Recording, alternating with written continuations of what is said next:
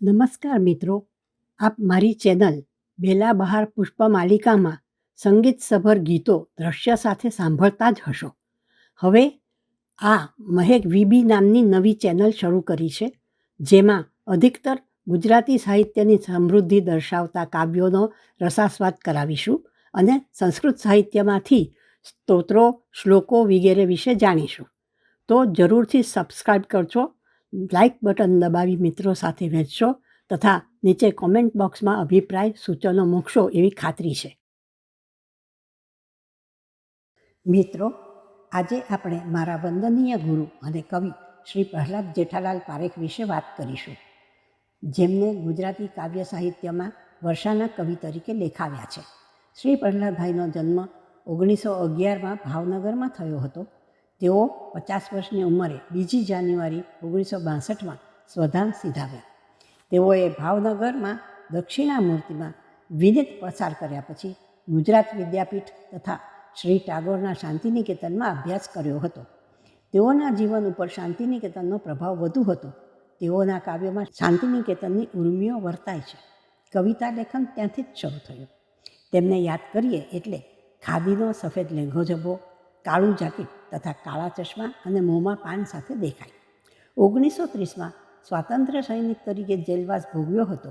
તે છતાં એમના સમકાલીન એવા ઉમાશંકર જોશી કે મેઘાણીની જેમ એમના કાવ્યોમાં જન આંદોલન દેખાતું નથી. દેશભક્તિની ભાવના સાથે તેઓ અંતર્મનના ભાવો અને પ્રકૃતિ સાથે જોડાયેલા હતા. તેઓના સર્જન વિશે વાત કરીએ તો તેમનું નોંધપાત્ર સર્જન તે 1940માં બહાર પડેલ બારી બહાર કાવ્ય સંગ્રહ ઘરમાં રહી કવિતાની બારી દ્વારા સંસ્કૃતિનો પરિચય કરાવે છે. આ સંગ્રહ ભલે ગાંધી યુગમાં લખાયો હોય, પરંતુ તે એ રંગથી જુદા સૌંદર્યાભિમુખ રહી નવો રોમાંચ પીરસે છે. તેઓના કાવ્યો કાવ્ય રસલક્ષી હતા. તેઓ હૃદયના કોમળ ભાવને વર્ષા, તારા વગેરે સ્વરવ્યંજન સાથે સાંકળીને માનવના સંવેદન ભાવને વિવિધતાપૂર્વક પ્રકટ કરતા પ્રકૃતિને ઝીણવટથી ઝીલી છે. શ્રી પ્રહલાદ પારેખની કાવ્ય સમૃદ્ધિ વિશે લખવું હોય તો કદાચ આમ લખાય: તેમના કાવ્યોમાં હૃદયના સૂક્ષ્મ સંવેદનો, સૌંદર્યોનો અભિનિવેશ, પ્રકૃતિનું સુરેખ વર્ણન, પ્રણયની રંગપાટી અને અંતર્મુખતાનું વલણ ધ્યાન ખેંચે છે. દાખલા તરીકે આજ અંધાર ખુશ્બુ ભર્યો લાગતો તથા વિદાય નામનું સોનેટ વાંચો કે પછી દરિયા વિશેના લયબદ્ધ ગીતો દાન નામક ખંડ કાવ્ય રચી ઉત્તમ કવિ તરીકે ઉભર્યા છે. તેઓને વર્ષાના કવિ કહ્યા છે. એમના કાવ્યમાં ધરતી અને માનવ બંનેને સાંકળી લીધા છે. એવી રે તપી ધરતી, એવી રે તપી, જેવા તપરે તપ્યાતા એક દિન પારવતી સતી.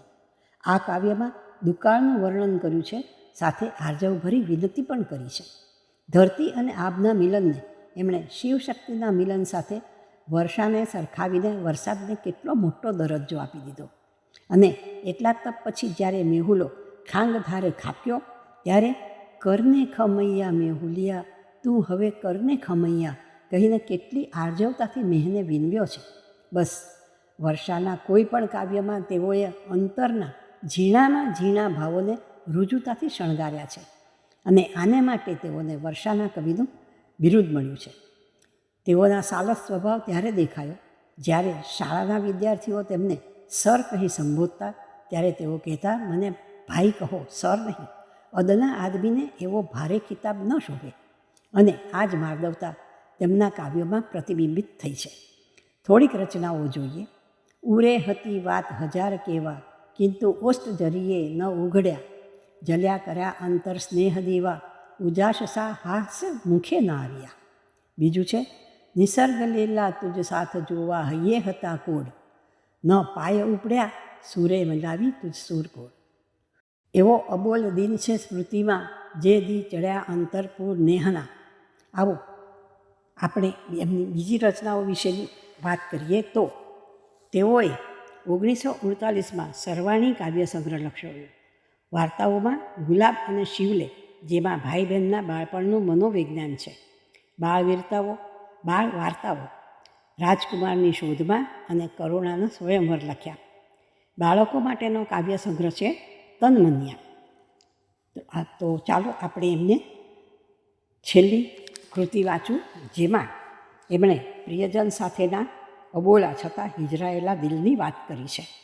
તું બોલે તો બોલું એવી મનમાં વાળી ગાંઠ, તું બોલે તો બોલું એવી મનમાં વાળી ગાંઠ, બંધ કર્યા મેં હોઠો જ્યારે આંખે માંડી વાત, હો આંખે માંડી વાત, આંખોને અવારું ત્યારે જોઉં એ દિશ, આંખોને અવારું ત્યારે જોઉં એ દિશ, એમ કર્યું તો સ્મરણો તારા, એમ કર્યું તો સ્મરણો તારા, મનમાં કરતા ભીસ, હો મનમાં કરતા ભીસ, તેને વારું ને તુજ દિશનું ખાળું અંતર ભેણ, તેને વારું ને તુજ દિશનું ખાળું અંતર ભેણ, નીર ફર્યાએ પાછા તેથી, નીર ફર્યાએ પાછા તેથી, ઉભરાતા મુજને, હો ઉભરાતા મુજને, અંતર દ્વારે ભય જાગે શું બંધો જાશે તૂટી,